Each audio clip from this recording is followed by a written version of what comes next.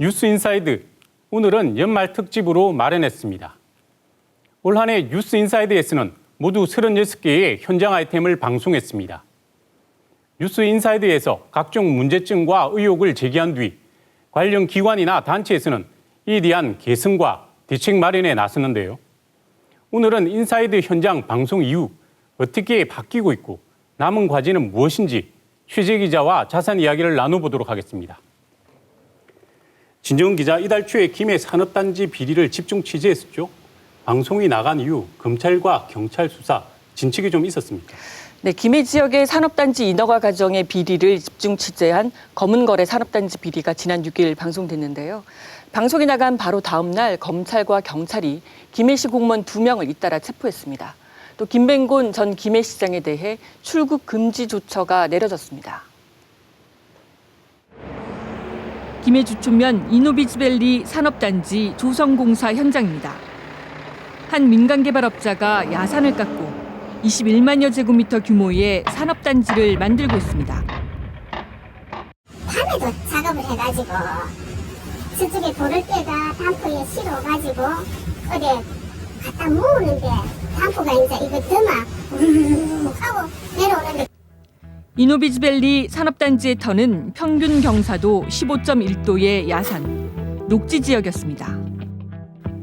김해시는 난개발을 막겠다며 자체 조례를 통해 땅의 경사도가 11도 이상일 경우 개발 행위를 제한해왔습니다. 그런데 이곳에 어떻게 산업단지 조성 허가가 났는지 뉴스인사이드는 집중 취재했습니다. 김해시는 산단 허가를 내준 지난 2013년 당시 인도네시아로부터 대규모 외자를 유치했다며 대대적으로 홍보했는데요. 그리고 산업단지 특례법을 적용해 경사도와 상관없이 전격적으로 허가를 내줬습니다. 김맹곤 전 김해시장은 직접 인도네시아를 찾아 양해각서를 체결하고 인도네시아 업체가 500억 원 이상을 투자해 직접 산업단지를 개발한 뒤 생산 공장을 짓는다고도 홍보했습니다. 그러나 시간이 지나면서 인도네시아 업체의 실체가 드러났습니다. 순수 외자라 홍보했던 업체는 한국인이 인도네시아에서 운영하는 수산물 가공업체였고 직접 산단을 개발하는 것이 아니라 전체 면적의 6분의 1 정도만 신청한 단순 입주 희망업체로 드러났습니다. 그리고 2년 뒤인 지난달 25일 이노비즈밸리 산업단지의 사업시행자 대표 A모 씨가 업무상 횡령 혐의로 검찰에 구속 기소됐습니다. 뉴스인사이드는 이노비즈밸리를 포함해 가산과 신천 등 김해 지역 산업단지의 인허가 비리에 대해서도 집중 취재했습니다. 특히 민간 개발업자가 산단 허가를 받기 위해 김해시 공무원들과 검은 거래를 했을 것이라는 의혹도 제기했습니다. 방송이 나간 바로 다음 날인 지난 7일, 실제로 검찰과 경찰이 김해시 공무원 2명을 잇따라 체포했는데요. 창원지검 특수부는 이노비즈밸리 산업단지 시행사로부터 1억 원을 받은 혐의로 김해시청 4급 서기관 최모 국장을 구속했습니다. 최 국장은 김맹곤 전 김해시장의 최측근으로 알려졌는데요.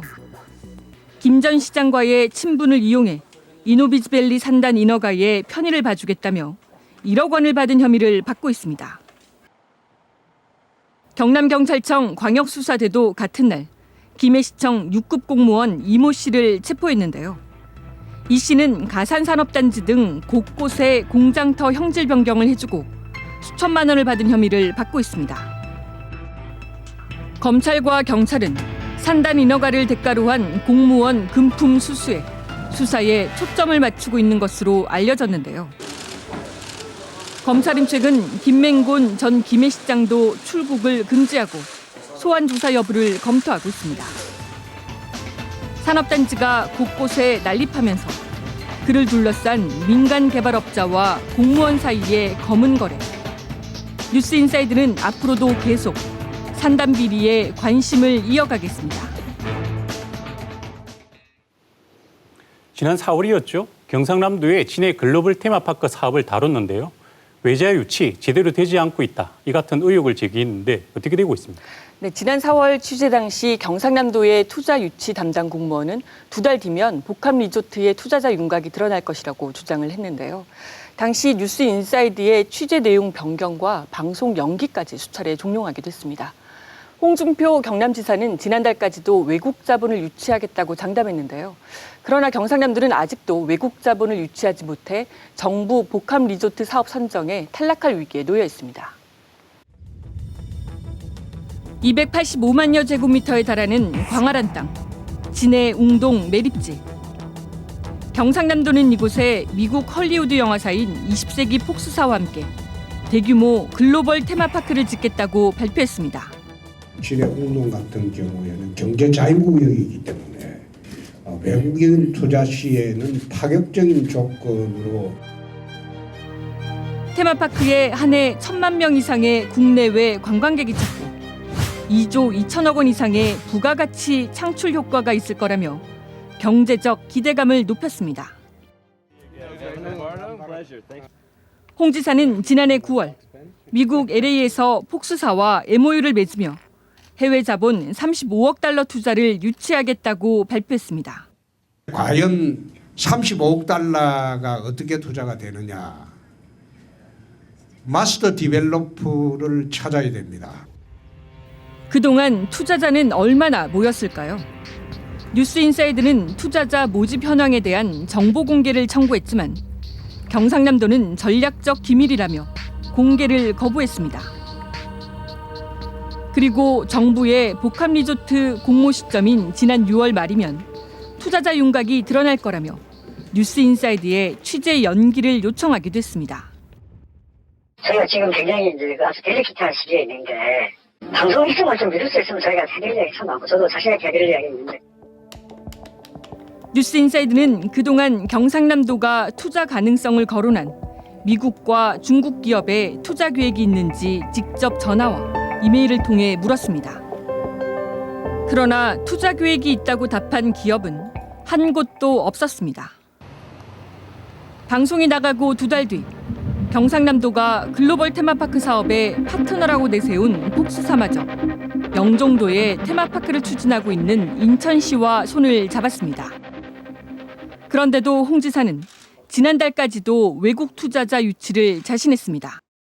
근데 27일이 제출기한 마감인데 그때까지는 외자 업체를 마지막 데파짓을 하도록 지금 설득을 하고 있습니다. 그러나 경상남도는 결국 외국 투자자를 유치하지 못해 정부가 공모하는 복합 리조트 사업 선정에 탈락할 위기에 놓였습니다. 지난달 말 부영그룹이 5조 1천억 원을 투자하겠다는 복합 리조트 사업 계획서를 정부에 제출했지만 5천만 달러의 외국인 투자를 미리 받아야 한다는 정부의 요건을 맞추지 못했습니다. 하지만 경상남도는 이미 투자 확약서를 제출했기 때문에 심의 전까지 추가 서류를 제출하면 문제가 없다는 입장만 되풀이하고 있습니다. 본인의 이미지를 올리기 위한 쇼에 불과하지 실질적으로 우리 경남도민들의 삶과는 전혀 무관하고 오히려 허탈감을 더 심어줄 거다. 해외 투자자 유치가 제대로 진행되지 않으면서도 도민들의 기대감만 높인 경상남도. 경상남도의 주장대로 외국 자본을 유치해 추가 서류까지 제출할 수 있을지 뉴스인사이드는 주목하고 있습니다. 올해 초 아파트 분양가에 대해서도 취재했었죠. 창원의 한 아파트 분양가에 이상한 산정 기준을 취재했는데 방송 이후 어떤 변화가 있었습니까? 네, 아파트 분양가의 비밀은 지난 2월에 방송이 됐는데요. 방송이 나간 뒤 검찰에서 아파트 분양가 비리에 대한 수사에 착수했습니다. 그리고 5달 뒤인 지난 7월 검찰은 분양가 심사위원장과 위원 등 2명을 불구속 기소했고 이들은 최근 재판에서 징역형을 선고받았습니다. 재건축 공사가 한창인 창원 용호 5구역 아파트입니다. 평균 분양가가 3.3제곱미터에 1,420만 원. 지난해 분양한 지방 아파트 가운데 가장 비싼 아파트로 꼽혔지만 청약 경쟁률이 최고 200대 1을 기록하며 화제가 됐습니다.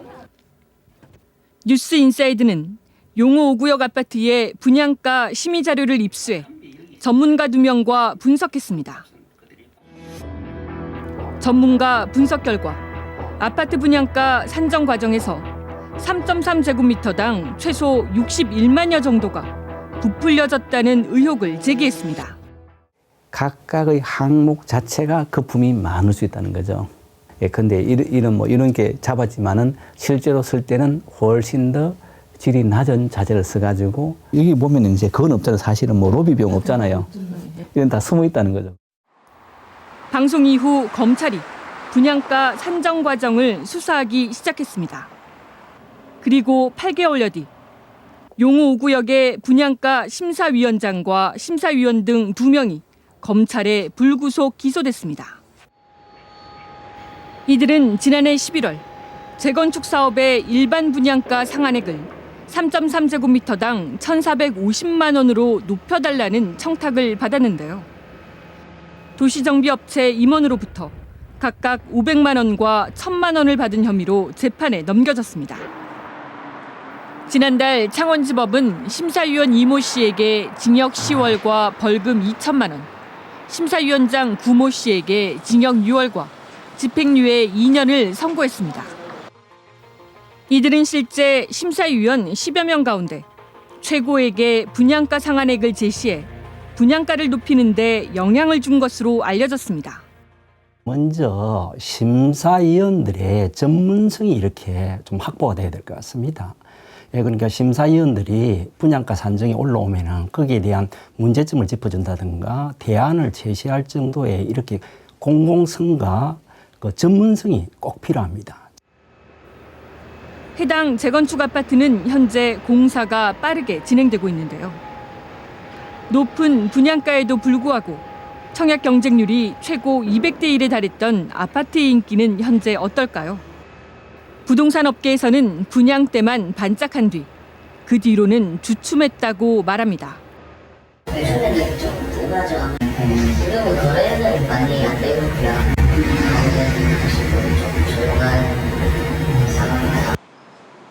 창원시는 아파트 분양가 비리가 터지자 긴급 대책을 내놨습니다. 심사위원을 20명 정도 위촉한 뒤 심사가 열리는 날 무작위로 10명을 위원으로 선정해 뇌물수수 등 비리를 막겠다는 겁니다. 과연 얼마나 효과가 있을까요? 천정부지로 치솟는 아파트 분양가와 청약 과열 현상.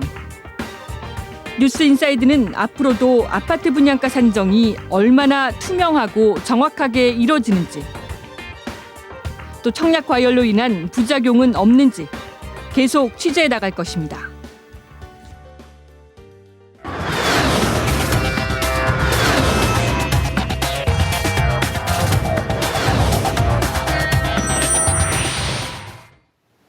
다음은 또 다른 현장을 취재해온 이대환 기자와 방송 이후 어떤 변화가 있는지 이야기를 나눠보도록 하겠습니다. 이대환 기자, 인사이드 팀이 경남 대부분 지역의 지하수에서 비소에 오염된 사실을 고발해 파문이 일었는데요. 방송 이후 대책이 마련됐습니까? 네, 그렇습니다. 취재진이 이 문제에 관심을 가진 건 올해 중순입니다. 지난 5월 함안의 농촌마을 간이상수도에서 비소가 검출됐다는 소식, KBS 뉴스를 통해 전국에 방영되면서 세간의 관심을 끌기 시작했는데요. 뉴스인사이드는 비소 오염 원인에 관심을 가졌고 취재 과정에서 3년 전 경상남도가 작성한 비공개 보고서를 단독 입수할 수 있었습니다. 당시 취재진이 입수한 보고서입니다. 경남보건환경연구원이 지난 2012년 작성한 이 보고서에는 경남 지역의 지하수 분석 데이터들이 상세히 기록되어 있었는데요. 당시 연구원이 경남 18개 시군을 돌며 간이상수도 540여 곳의 비소 농도를 측정했는데요. 이 중 10%에 해당하는 56곳에서 법준 기준치 이상의 비소가 검출됐다며 관정 즉각 폐쇄 등 대책을 요구하기도 했습니다. 그로부터 3년이 지난 지금 먹는 물 안전에는 이상이 없을까? 취재진은 당시 낙동강 환경청의 협조를 받아 비소가 검출된 56곳 가운데 일부를 선정해 수질을 분석하기로 했는데요. 그 결과는 충격적이었습니다. 밀양의 한 작은 마을입니다. 이곳은 취재진의 분석 결과 법정 기준치의 14배의 비소가 검출됐습니다. 지하수를 공수받는 마을 주민은 모두 100가구, 300여 명에 달하는데요. 문제 이 지하수는 인근 초등학교 100여 명의 어린 학생에게도 최소 수개월 동안 공급된 것으로 확인됐습니다. 우리는 몰랐는데 그래 저쪽에 나다 가야 나와다 놓고 그 비서가 나왔단다 이렇게 하면. 이 마을 역시 지난 2012년 비소 검사에서 기준치의 5배가 넘는 비소가 검출돼 3천만 원을 들여 비소 제거기를 설치했습니다. 하지만 취재진의 분석 결과 기준치의 3배 가까운 비소가 또 검출됐는데요. 그 이유가 황당했습니다. 이장님이 이 정수기 달아놨다면 또 오래되고 이러니까 요금이 뭐 제법 많이 나왔던 모양이에요. 그러니까 자주 이제 이장님이 한 번씩 요금 때문에 한 번씩 끄더라고요. 취재진은 경남 지역에서 비소가 많이 검출되는 원인에 대해서도 학계의 자문을 구했습니다. 경남 지역은 중생대 백악기, 비소와 은, 구리 등이 주로 함유된 산성암질 마그마가 지각 사이로 흘러들어 안반을 형성한 곳이 전역의 산지에 있고 이 안반대 주변으로 유입된 지하수층에 비소 등 유해 물질이 녹아 오염됐을 가능성이 제일 높다는 겁니다. 방송 직후 경상남도는 즉각 대책 수립에 착수했는데요.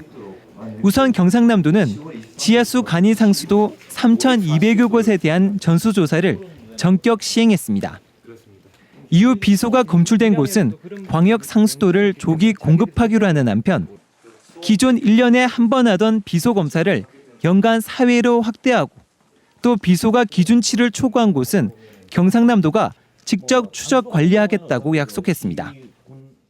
조사에 대응하기 위해서 분기 1회로 지금 주기를 단축하는 겁니다. 그렇게 되면 이제 비소 관리에 보다 능동적으로 대응할 꼴 되겠습니다.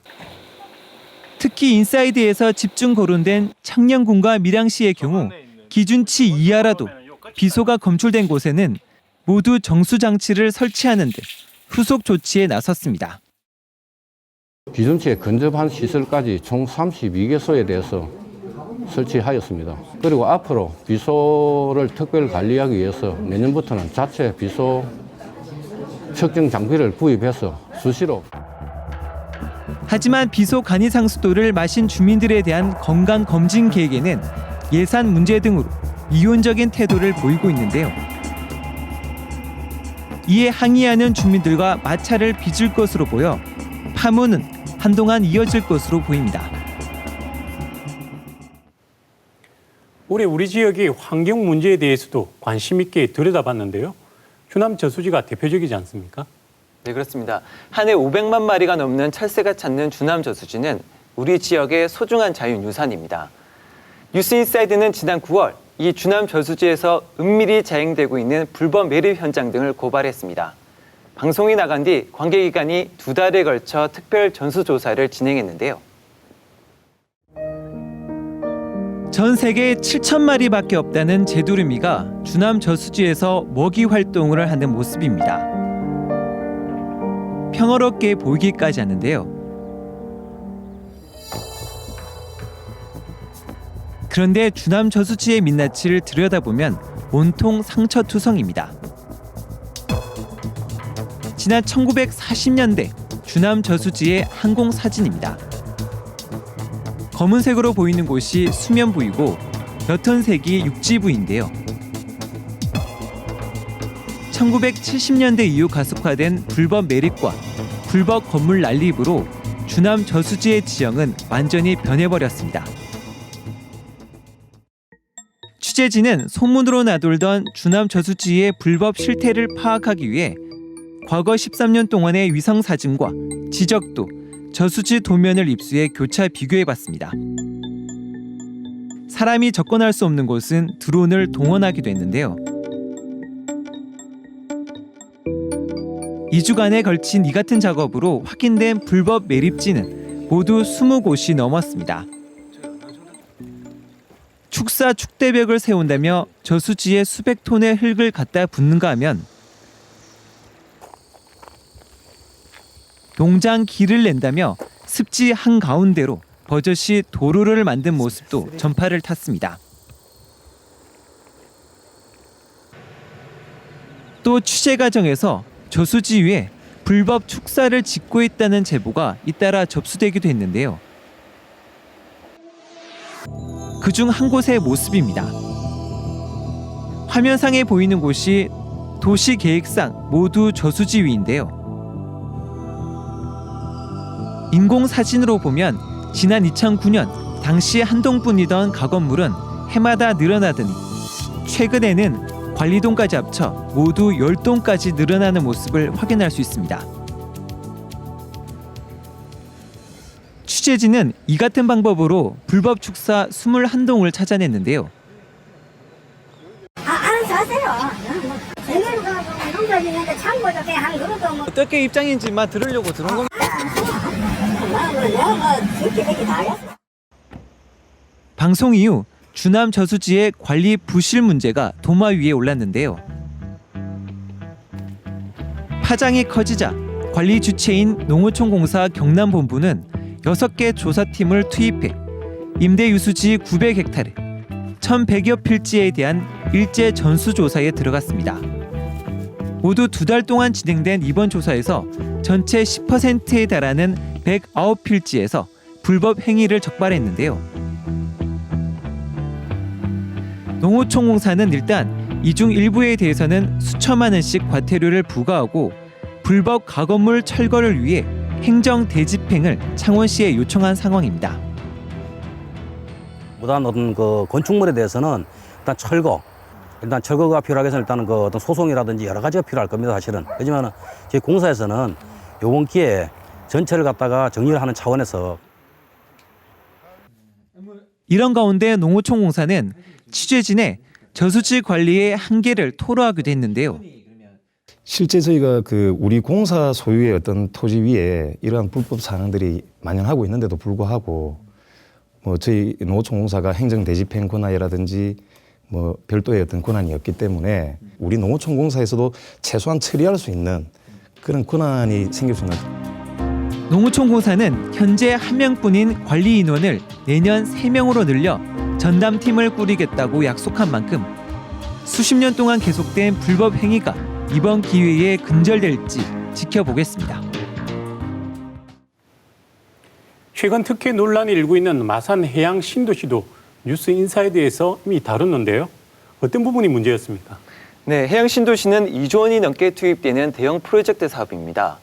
최근 창원시가 해양 신도시 민간 투자자 공모안을 전격 변경했는데 개발업자 측에 절대적으로 유리한 내용이 들어간 사실이 확인돼 논란이 커지고 있습니다. 인사이드 팀은 지난 5월 부산 등 다른 자치단체의 사례를 들어 이 같은 문제를 지적했는데요. 마산 해양 신도시 사업 현장입니다. 현재 호환 공사를 마무리하고 지반 다지기에 들어갔는데요. 사업 초기 이 섬을 대규모 주거단지로 조성하는 것 아니냐는 우려에 창원시는 국제적인 비즈니스 도시로 만들겠다고 약속했습니다. 개발 계획을 수립해 놓은 것을 보시면은 그 아주 지금 그 저밀도로 지금 계획을 해놓고 있고요. 그다음에 상업 용지도 그 최소 면적으로. 과연 창원시의 공언대로 될까? 당시 취재진은 연안 매립으로 성장한 대표적인 도시 부산의 사례를 집중 취재했습니다. 화면에 보이는 곳이 부산의 랜드마크가 돼버린 수영만 매립지입니다. 3.3제곱미터당 대부분 2~3천만 원을 호가하는 최고급 주택단지입니다. 이곳 매립지는 정부와 부산시가 지난 1980년대 중반 애초 위락시설 등 관광단지를 조성할 계획이었지만 부산시는 이 땅을 민간에 매각하고 난 뒤 주거지 조성을 허가해줬습니다. 광안대교를 배경으로 경관 명소로 손꼽히던 용호만 매립지 역시 똑같은 전철을 밟고 있습니다. 바다를 메운 부산시는 25층 이하 소규모 개발을 약속했습니다. 당시 부산시장까지 직접 나서 도시계획 변경은 없다고 지역에 약속하기도 했는데요. 현재 수립되어 있는 지구 단위 계획대로 개발하지 지구 단위 계획을 결코 변경하지 않겠다는 또 말씀을 드리고 또 우리 시민들께서 우려하는 그런 난개발은 되지 않도록 할 것입니다. 하지만 민간 건설업자 매각 이후 1년 만에 부산시는 말을 바꿨습니다.